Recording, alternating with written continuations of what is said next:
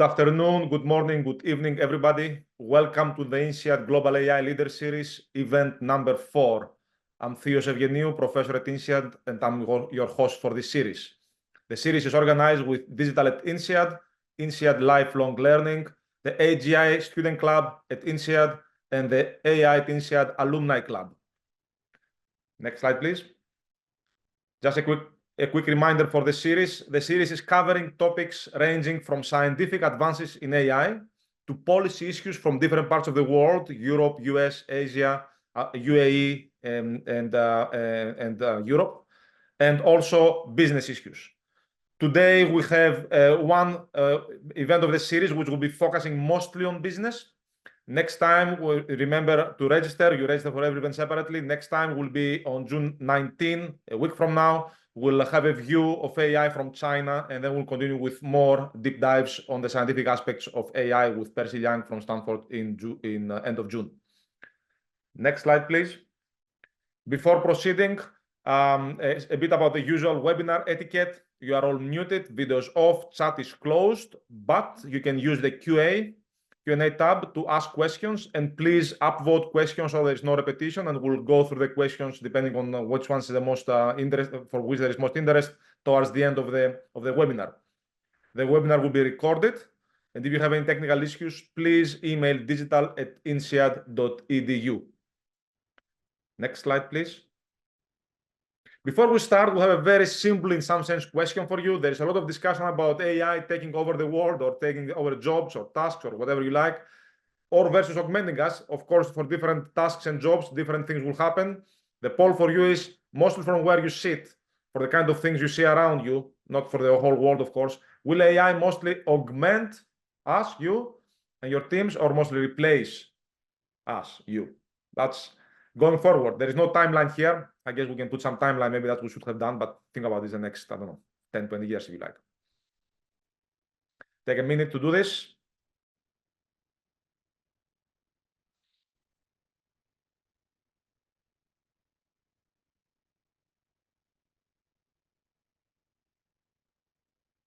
Mostly augment us, which is of course good news. There is some replacement. We know, of course, there will be some replacement, but it's good to hear that at least there is positive views about AI, which is contrary to what we hear very often about AI taking over our jobs and the world, which is great to know. Now, this is the webinar where we will focus on augmentations of people and organizations. Next slide, please. We close the poll. So we have with us the pleasure to have with us today two very experienced executives in the space of business and AI. Foon is the president and CEO for Asia for Ekso Bionics, and among others, she is also at the board of INSEAD. And Francois Candelon, who is a partner at 7-2, a PE firm, and before he was the global director of BCG Henderson Institute and the senior partner at BCG. Foon has been working in the space of exoskeletons, which is, of course, very fascinating. Think about robots that help people move around, like this one, augmenting real physical augmentation. Francois, on the other hand, has been working on augmenting individuals, people, has done some very well-known studies in the space, but also organizations with AI. So it's great to have both Foon and Francois together with us to talk about augmenting people and organizations with AI. Foon, Francois, thank you for joining us. Welcome to the INSEAD Global AI Leader Series. I see. Hi, Francois. I see Francois and Foon is coming. You are muted currently. There you are. Hello.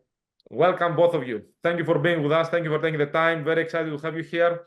Francois and Foon, let me start with a very simple question as an introduction. Maybe you tell us a little bit about the kind of work you and your companies have been doing in the space of augmenting people. And maybe we'll start with you, Foon, given that I showed also the picture of one of the things you are working on. Yes, so I lead the business for Ekso here in Asia Pacific.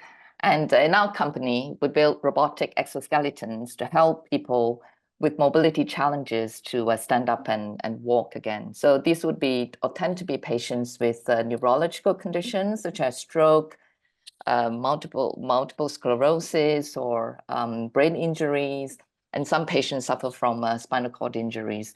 So for many of these patients in the past, when you leave the hospital with a prognosis that you will not be able to walk or stand again, with the advancement of the exoskeleton technology, now we're actually able to give hope. So it's more than just a medical or clinical benefit, but that we're actually going to be able to change lives with advancement of technology.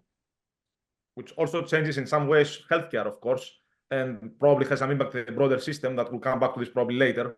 But that's a good introduction, very exciting. Thank you very much, Foon. Francois, I know you've been involved in work that will come back later about how AI can augment or not, depending on whom and what and for what individuals.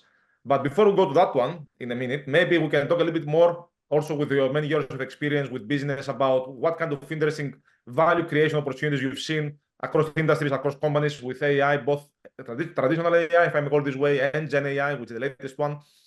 Just some examples. No, and I think that what you say is very important, because AI has been here for a while, and many people have the tendency to forget all what we can do with machine learning, with deep learning, to take better decisions, because it helps you forecast new things, predict, identify new patterns, and so on. So all of that is very important. But it is true that let's say ChatGPT made it let's say more visible, even if it's through let's say what we call generative AI. So I think that the combination is really a very important moment in life. It is a revolution. I love to quote Leon Trotsky on that, in saying that we're entering into a permanent revolution era. And we can see many cases where it is really transforming industries, total industries, as you said. But as you said, there are many things that are said about it.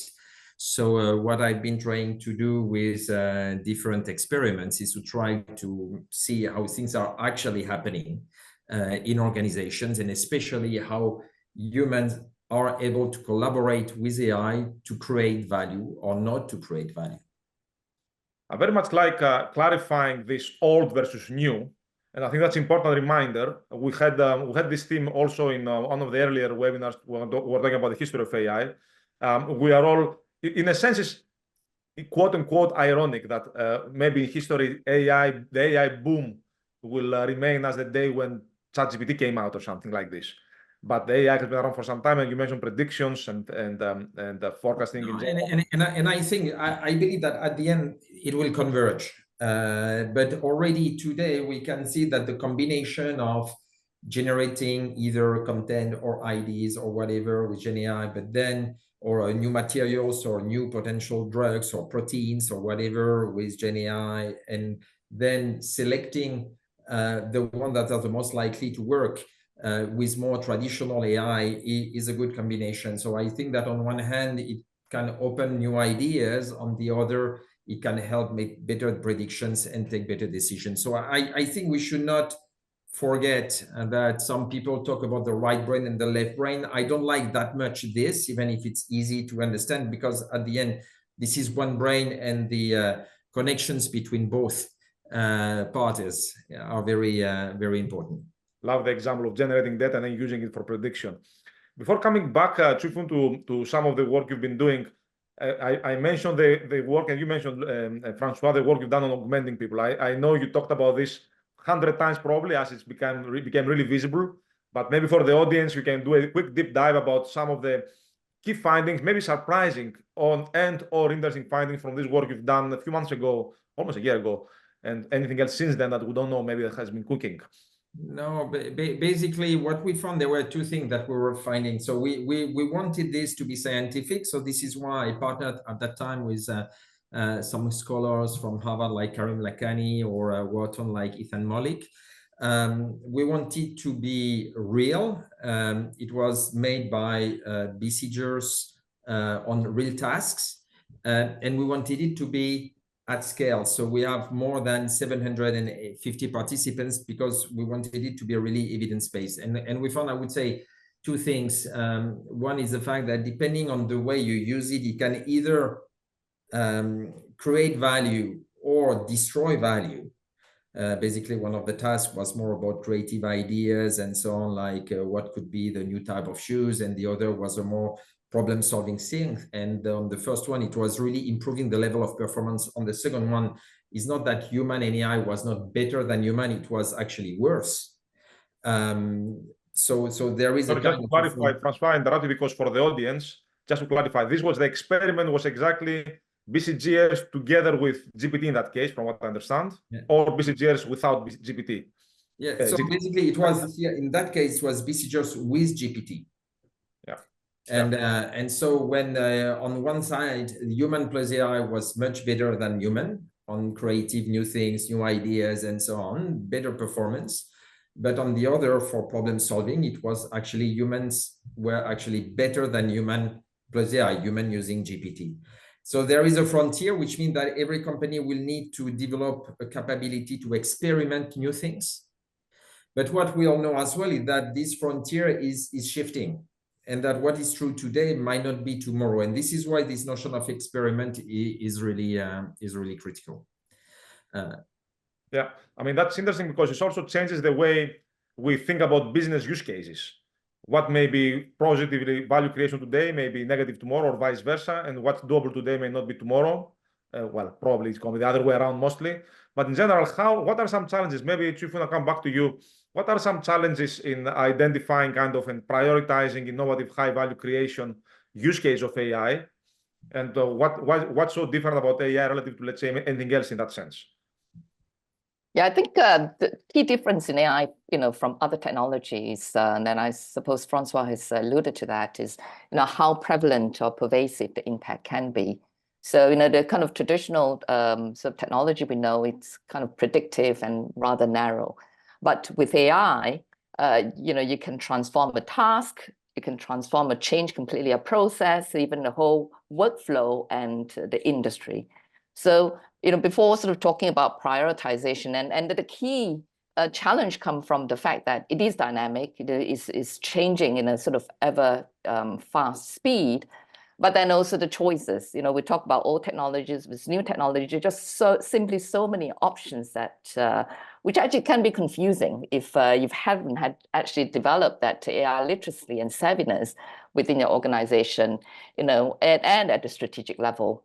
But I want to touch about this whole pervasive aspect or the prevalence aspect of AI, because it's an important consideration for any organization.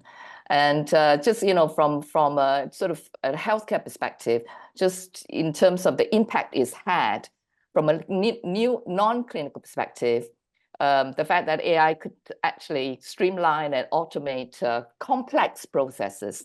In the past, automation was only limited to repetitive processes, but with the advancement of AI, that's changed completely. So think about in the healthcare space where, of course, because it's regulated, this huge administrative burden. You have to document, log, trace every single decision and action.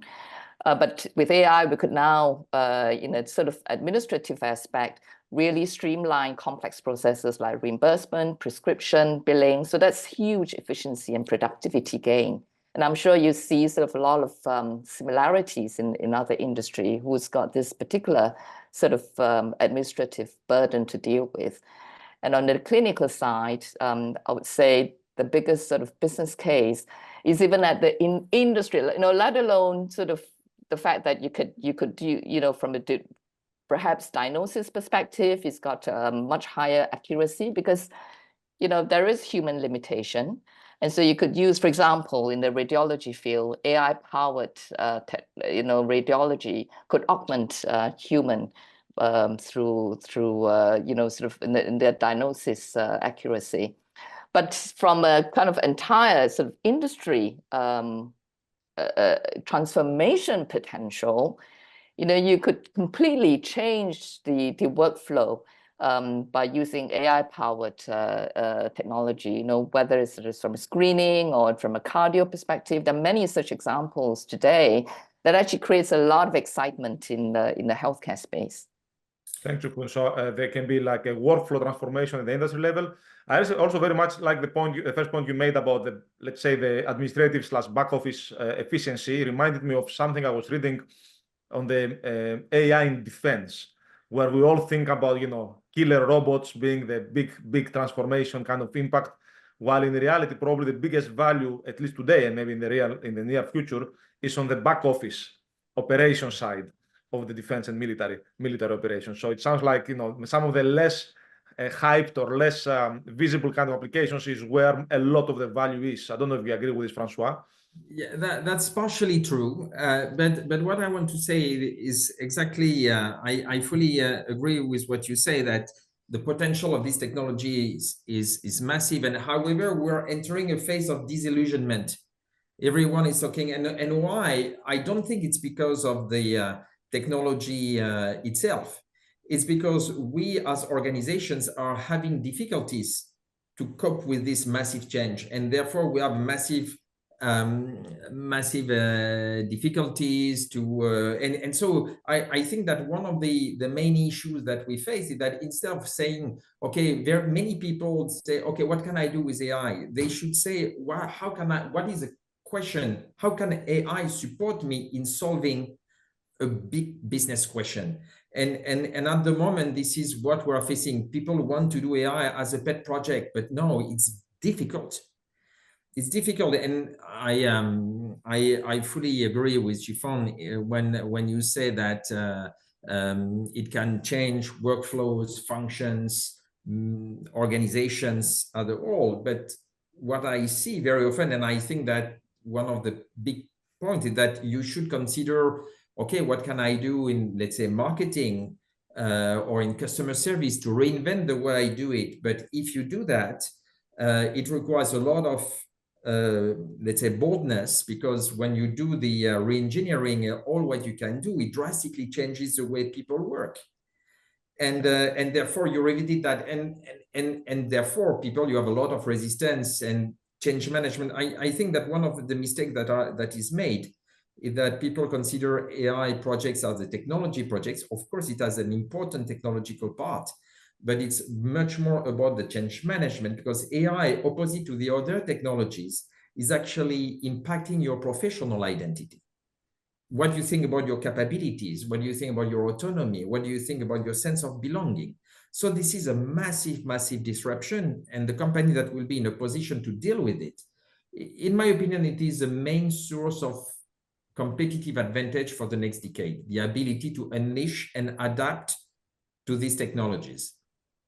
Yeah, and I totally agree with Francois. I think, certainly in terms of change management, because the pitfall I've seen, in the line of work, the work I do today, I work with many sort of healthcare institutions, companies, in terms of integrating such advanced technologies into their operation. And the biggest pitfall I see is, because it is transformative, that the assumption is that the buy-in it's assumed would be there. Of course, people will love it. It's amazing. But it's a no-brainer when it comes to the strategic level.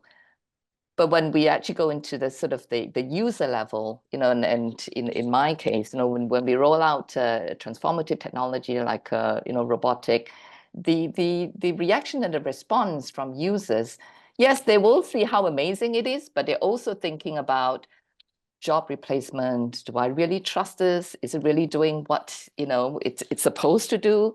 And most importantly, Francois, you alluded to that, is how is this change going to affect my work? Because we underestimate all the time how sort of the definition of your work actually affects your self identity and self-worth. And another example of the importance of change of work is, in the space, in the clinical space I work with, clinicians, they're used to using their hands for treatment. And then suddenly, you hand them a controller to control a robot. For someone who perhaps hadn't played the Xbox, and now they have to start to move cursors to the left or the right. And it can be a struggle. And so, you know, and so these concerns and worries and these change that actually affect the day-to-day, you know, work activities has an impact on the adoption level. I'd love to get more examples of this. This is a very point example. I have plenty other examples in marketing. For instance, we've revisited the process of a pharmaceutical company to produce commercial content for their sales force. And what we see that instead of taking 6 months, you can do it in 6 weeks. You need to revisit totally. Instead, you in terms of efficiency, you can reduce the cost by 80%. So it's massive.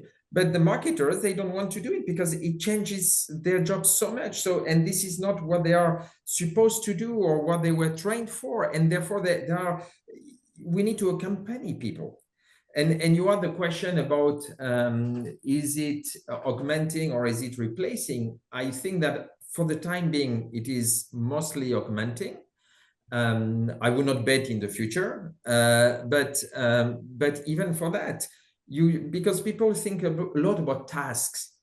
The question is not about tasks, because if you want to put money in the bank, it is about jobs and how you redefine the jobs, how you make sure that people will deal with new, more added value tasks or do other things or less repetitive. But it is how you move from a diffuse productivity to something where you have real productivity that will first be at a company level and then at a macro level. But at the end, it is if you reduce the cost of production of a good or a service. Yeah. So at the end, it's redesign. It can be automation, replacement, augmentation of tasks, but it can also be redesign of tasks which collectively change the redesign and redesign the jobs effectively. And all these things, much like the clinician you mentioned or the surgeon you mentioned, Foon, which is a wonderful example. What does it mean, right? So it changes completely even the identity and totally new skill set, basically, like you said, Xbox or whatever, a video game kind of.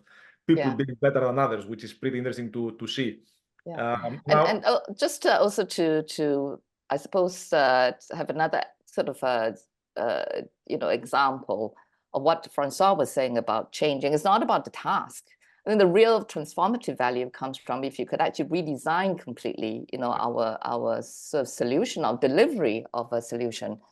So an example in healthcare would be, you know, in the traditional sort of space where if you have a chest pain, you go to the hospital. I'm going to just describe what the traditional sort of process is and how, you know, through an AI-powered sort of technology, you could change the game and the delivery model. So a patient today with a chest pain going to the hospital, you first see the medical officer, and then of course you get referred to the cardiologist, and then you get referred to a CVT, which is a cardiovascular sort of technician who will do all kinds of tests, of course. And then you wait to see the cardiologist again before sort of the clinical decision is made. So that could take 2-3 hours, maybe half a day.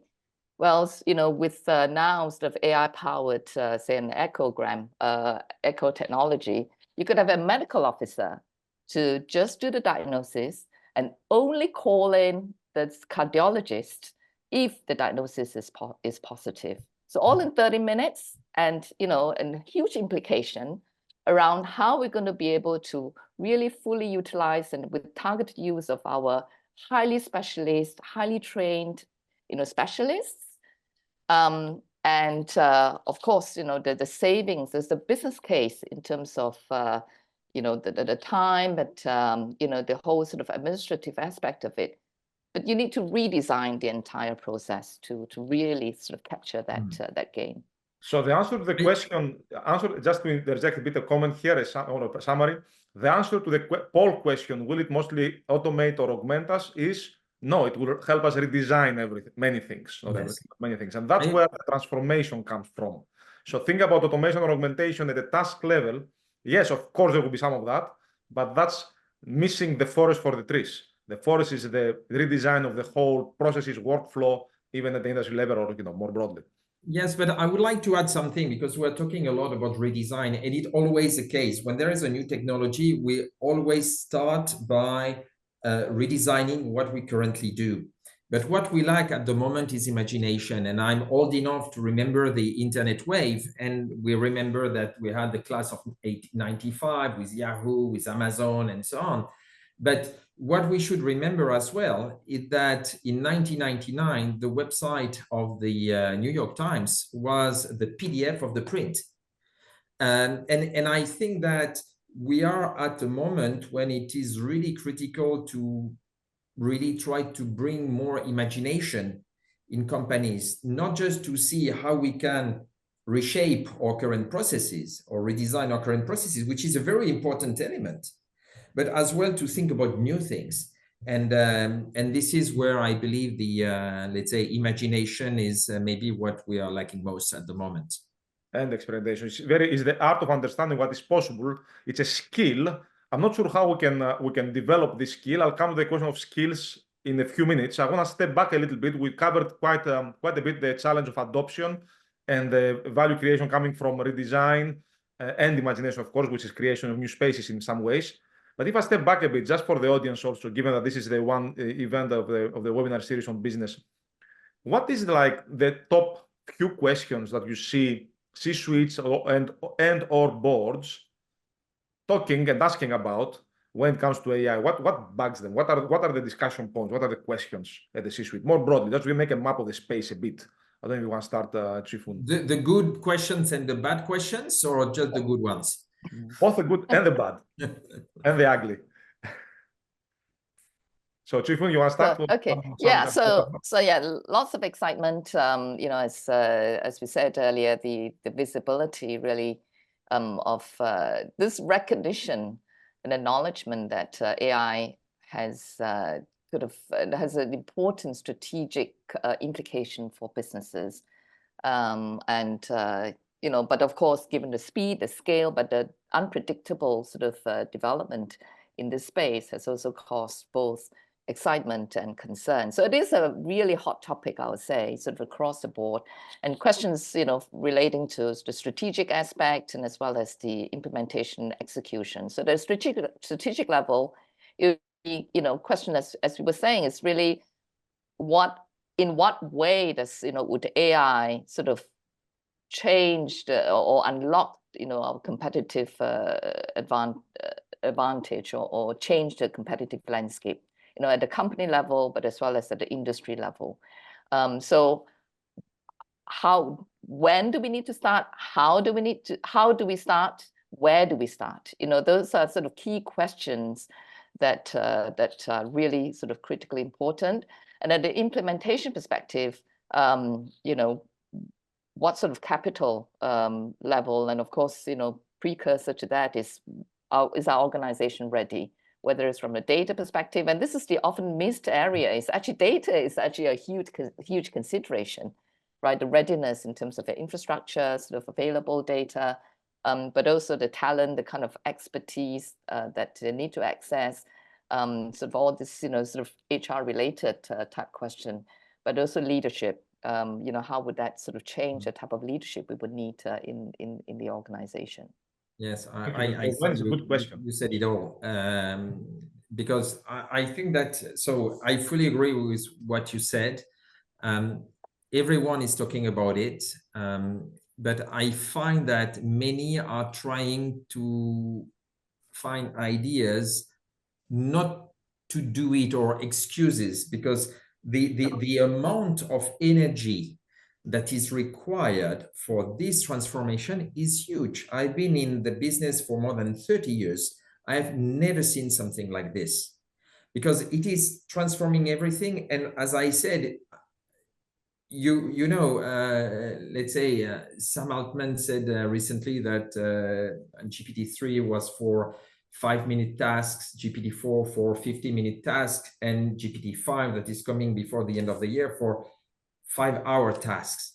So what does it mean? We are linear, it is exponential. So it means that if I try to change a process, okay, that's good, but I will probably have to revisit these processes in next year. So how do I become much more agile? And it is very difficult for established organizations, because you have people in the C-suite and at the board that were selected for tasks, for capabilities that are maybe much less relevant today. What do I need? What is my strategic workforce planning? What do I need as capabilities? Do I need to be a generalist? Do I need to be an expert? Do I need to, wow. So it asks so many questions that people feel a bit lost, and we are trying to help them, but it's difficult to anchor something given the speed at which the technology goes. I have two questions, and I'm going a little bit back to what you said from Trotsky, being that we are in a permanent revolution in some sense, which is what you can say in a sense, right? So, so this means something about the capabilities that you think are important, A, and B, if you were to reflect, and maybe for both of you, but let me start from Francois, if you were to reflect, as you've seen different companies, what differentiates the ones that get it and manage to do this better than the others, or the ones which are ahead? Would it be possible to identify something in the organizations that you've seen that makes those who get it kind of different? I think that the ones that are the most successful, in my opinion, are the ones that are trying to work on important questions. Meaning, okay, it's not about a pet project, it's really, I know that it is big, it is difficult, but I will tackle it. So it's really about things that will have impact, and therefore to have impact, it means that it is important in your company and that it will impact people. Therefore, you have to redesign new jobs. So this is point one. And point two is about the company that make human and AI collaborate and learn from each other. And I give you one example from, let's say, a trader who was telling me, okay, we make human and AI learn from each other. So first, they developed an AI that was learning from data taken by, let's say, the traders. So you had, let's say, cameras to see how they were thinking about taking the decisions. And then what we found is that people, let's say, once the AI had developed its model and was proposing new ideas to the traders, basically it was opening new ways of thinking, and therefore you were entering into a virtuous cycle. So this is the second one. The third thing is that what people should know is that AI actually helps improve the culture in a company. And very often people believe that their culture will prevent them from implementing AI, but they should think as well about how AI will help you create the right culture. Because with AI, you cannot have silos. You have much more transparency. It seems odd, but actually in the way you work together, you are really able to create new ways, and it has a very positive impact on culture. So go big or go home. Make sure you learn how to leverage AI and work together. And I'll come back to this because you have some interesting insights about what this means about your HR processes, based also on the work you've done that you mentioned earlier on.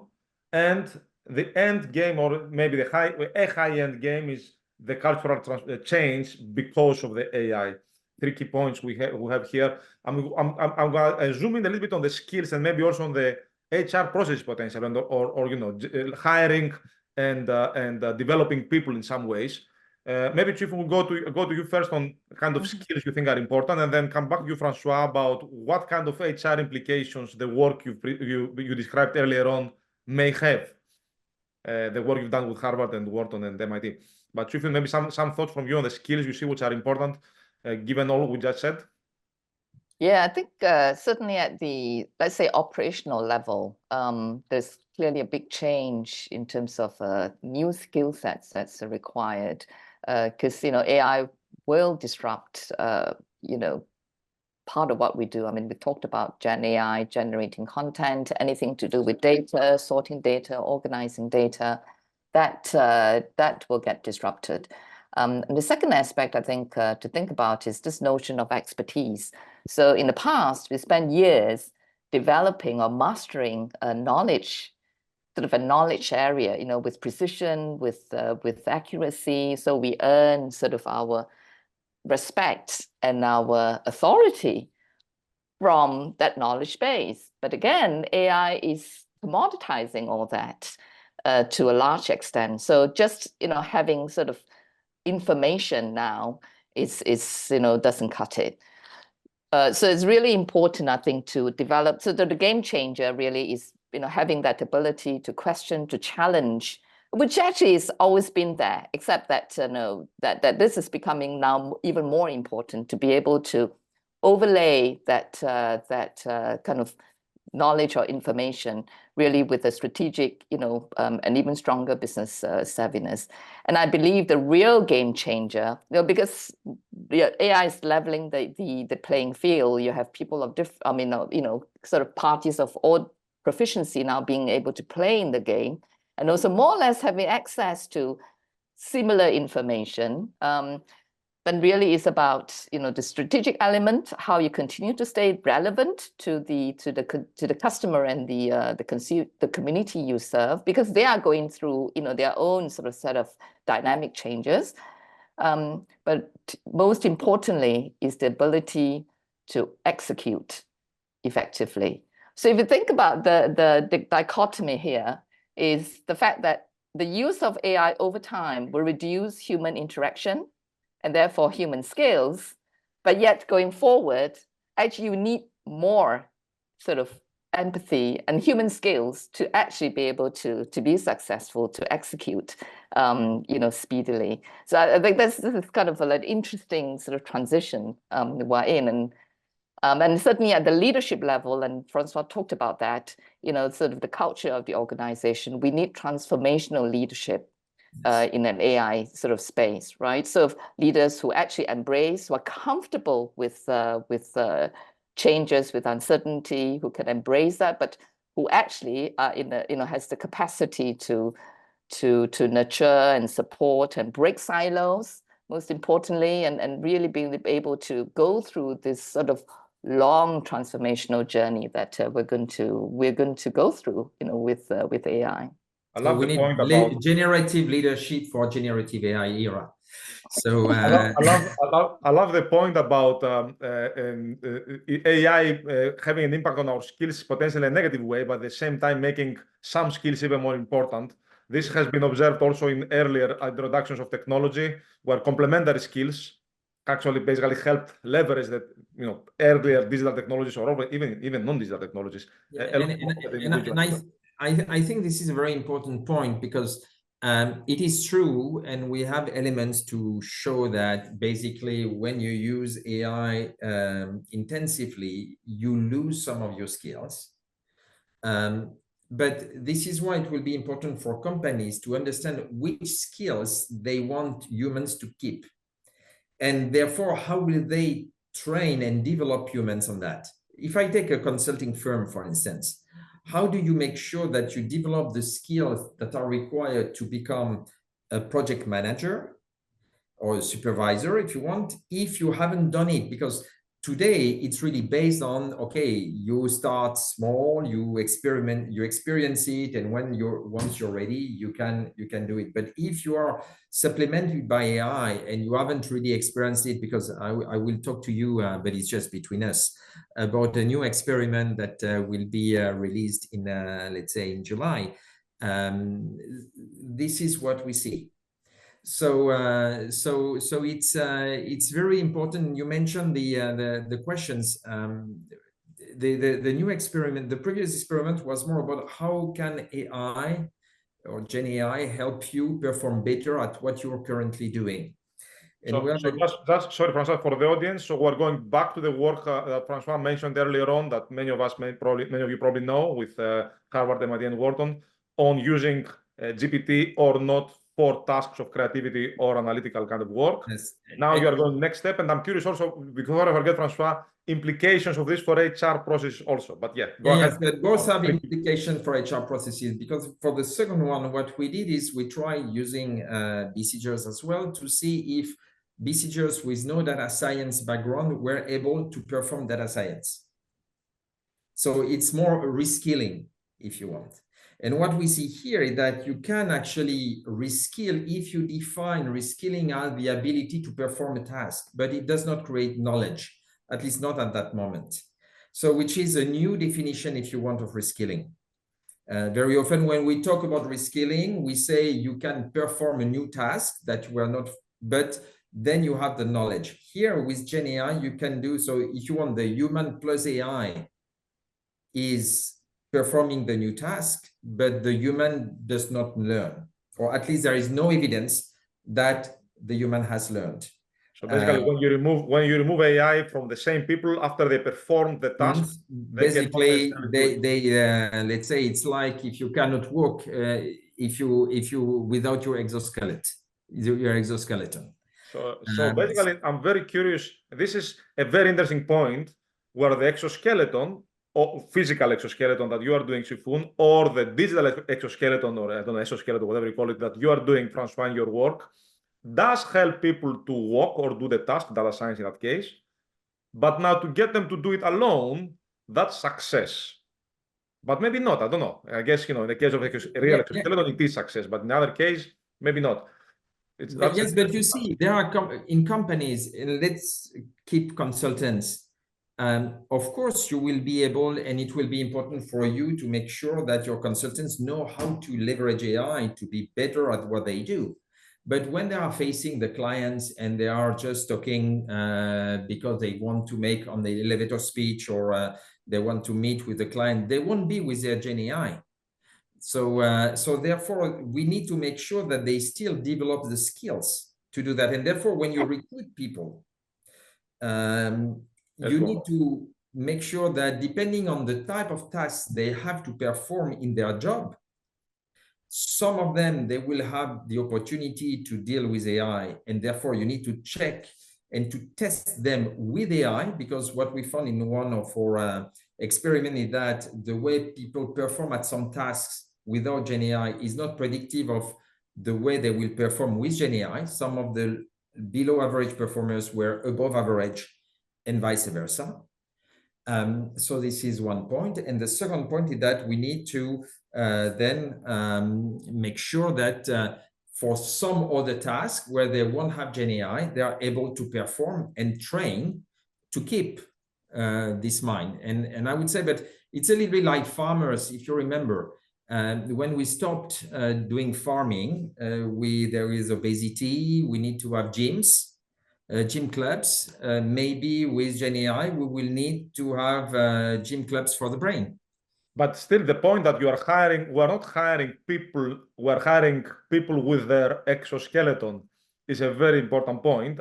However, we want those people to also be able to walk alone because conditions will be depending on what they do. If they have to do things where they can do everything with their exoskeleton, therefore, hire them with their exoskeleton. If there are some tasks in their job where they cannot have their exoskeleton, make sure that they walk. So how far can we push this automation? And maybe I'm sure you have these questions in the actual exoskeleton, Foon, or how far you can kind of automate and support the patients. How far in general, maybe we go beyond what you are doing at Ekso. How far can we push automation, and what kind of difficult trade-offs are you discussing about in your business, but also more broadly? Yeah, I think this is actually a sort of key, let's say, dilemma that we need to be cognizant of when we're dealing with technology, because technological advancement, with the brilliant scientific community we have, will continue to accelerate and move forward. And so, technology is moving faster than deployment. The key dilemma, and I guess the call that we have to make, at all time as we go through this journey, is really understanding where risks outweighs benefit. Where, yes, we gain a lot of, as you're saying, we gain a lot of benefit by having sort of that assistance, but at the same time, being cognizant that it's also causing, let's say, muscle dystrophy, right? So we're losing some of that, whether it's physical or mental sort of capability because of help. And that trade-off, just as an example in a sort of robotic, so at the industry level, particularly in the medical field, to what extent would we have, sort of, for example, in the exoskeleton case, once it has the ability to sense the environment, it can actually technically, sometime in the future, actually be able to navigate terrain and actually act autonomously. But the key point is, do we go all the way, or at what point, do we draw the line? So for many of these decisions and technological advancement, at what point, do we draw the line where, for example, it starts to be intrusive, to our life, to our privacy, where it's starting to create risk because, we need to maintain, for example, some of the trade-offs is maintain that clinical governance and accountability. We still want that to be with the clinician, with the clinical community, not with a machine. Where does it start to encroach on patient safety, for example? So those trade-offs are really important. I think the difficulty, though, is how do we sort of collectively, as an industry, kind of a research community, a scientific community, actually have the ability, have the sort of platform to be able to make those calls, because competition is just going to drive significant advancement forward. And where then do we have, or how do we then continue to have these platform to have this important discussion? Yeah. I'll come to the competition in a second, but maybe Francois, you want to add something on the trade-offs and limits in some ways that you see? No, I think that Foon, you made outstanding points, because today, when people think about AI and the risk, they think about what we call responsible AI that is very often limited to fairness and transparency. And I think that what we need is much more a social license. And in the social license, you have, of course, responsible AI with fairness, transparency, but we have the risk-benefit alignment, and we have as well the accountability. And how this is through these three buckets. But there is one point that we need to keep in mind, and which is very difficult at the moment, is the fact that this notion of risk-benefit can really differ, or culture and accountability can really differ by region, by culture. I remember, for instance, I used to live in China, and I worked in Western China on, let's say, AI programs. At that time, it was with machine learning to have a good diagnostic. And what we found is that these people, they did not have good GPs, good doctors. And therefore, for them, having a good diagnostic was really, let's say, a question of life or death. And this is why they were more willing, beyond the culture, to give most of their data to have a good diagnostic. While when we are in Europe, where it's, oh no, you think that's good. Therefore, the notion of risk-benefit can really differ depending on the case and the regions. And depending on the case, and depending on the region or the national or regional geographic culture in some ways, as your example with China indicates, Francois. May I step up a little bit to kind of a different area and ask one question before we go to some audience questions? So there is competition, as you said, Foon, which can basically a competition between companies within an industry, let's say, that will impact how we make the trade-offs, and we need some kind of alignment there in some way. I'm not sure how we get that one. And there's also competition between regions, not just between companies within an industry, right? So if we go to the regional level, what's your sense? I mean, you spend time in different parts of the world, both of you, all around the world, right? What's your sense about how these differences will play around across the different regions, which is also one of the themes of the webinar series?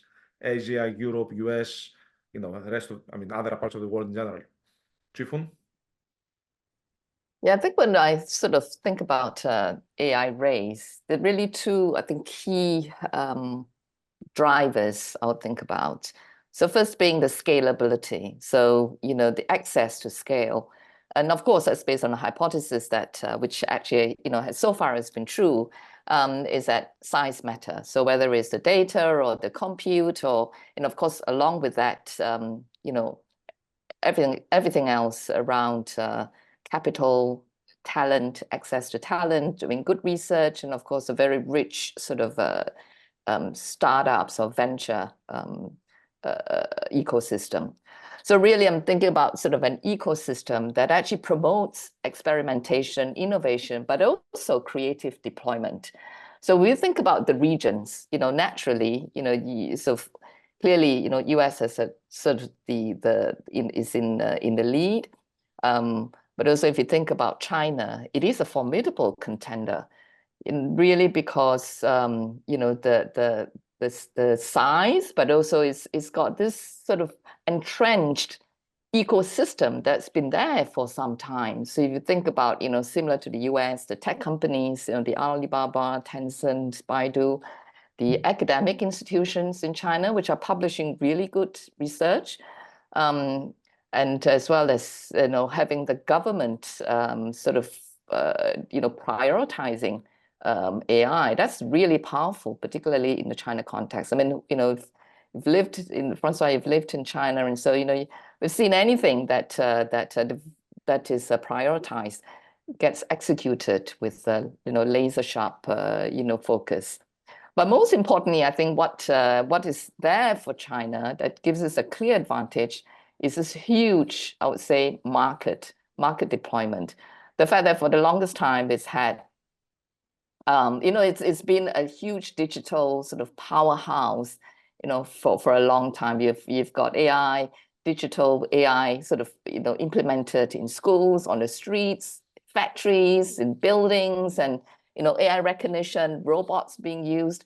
And so I think that existing really entrenched capability and market deployment opportunity really gives it the advantage. So size, ecosystem, and in some sense, whoever was good, and I think we've seen this, Francois, remember we talked about this before, whoever, including at the company side, not just the region side, whoever was kind of mature enough on the digital space, it's easier for them to become more mature also on the AI space in some sense, right? Digital, internet, digital, whatever it was. And if I may add, I have a couple of questions from the audience. Quick addition, Francois. Yeah. No, I wanted to say in 1990 or 89, so Michael Porter from Harvard was saying the competitiveness of a nation depends on the capacity of its industry to innovate and upgrade. I think that because we haven't talked about Europe on that, I think that on both dimensions, we're not there. Let's move on. Questions from the audience. There's an interesting question. I'm not sure what's your take on this. Maybe you can, if you have, I mean, we can move on to the next one, of course. I would generalize the question. The question specifically is about using AI, leveraging AI to improve exoskeletons, whether you are using this, you know, for the improvement of the product itself, but maybe I also generalize this, using AI to improve AI in general. I don't know if you have any takes on this. I mean, you mentioned about one example, Francois, about using generative AI to generate, you know, proteins or whatever, different kind of data that then you have that, or you can, because I think we touched a little bit the question about automation, and what is important, the value of automation is greater when the process is fully automated, because automation requires stability in the environment. And what we see, for instance, but it's been a while, for instance, with dark factories, you have, for instance, Fanuc, who is now with something that is autonomous. I would say maybe we should create the word autonomization, where it can actually it can get run for, you have robots building robots in autonomy for 30 days, and they build around 11,000 robots a month. So I think that we need to realize that in a sense, is AI to improve AI, or we have something that will create some autonomy. Is it good? Is it bad? We will have to deal with it. That's for sure. So layers and layers of AI, exoskeleton itself having, of course, sensors and all sorts of other kind of intelligence added to it. There is a specific question. I'm not sure if any of you can take, if you have this information. What about using AI to create more comprehensive treatment plans using multimodal LLMs? I'm not sure if you have something to say. We can go for it. Otherwise, there is another question about the impact of AI on productivity. It may not. I mean, there is some study here noted that indicates that the impact will not be as stellar as we think. I mean, we've had this issue before with the IT productivity paradox in the 90s, but then even a slowdown later on, a few years later. Yes, any quick take on the productivity, and then I have a last closing question for both of you. No, I think that I can take it if you want, but this is true.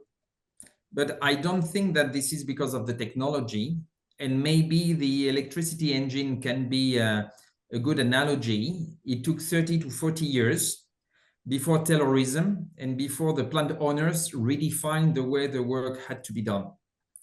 the work was done. And I think that we are not there yet.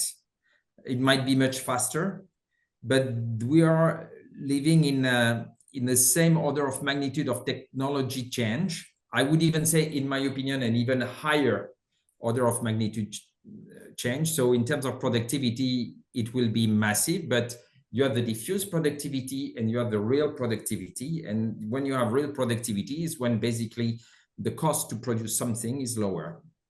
So the old principles, going back to electricity, still hold. The combination of old and new technologies is important, and also the combination of new technologies, both the types of AI, as we mentioned. And of course, the combination is not just about augmenting, humans and machines, also augmenting organizations and also combining all sorts of all the new ideas and technologies. Last question for both of you as we get to the finish line.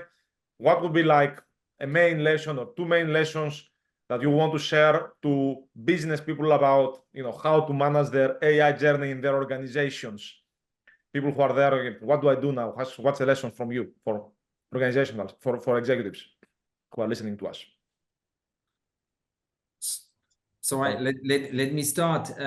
I would say, instead of asking yourself many questions about what will happen, the negative, the AGI, the fact that this is the end of mankind, try to focus on what you have to solve now. And there are already many difficult questions. So try to do it now.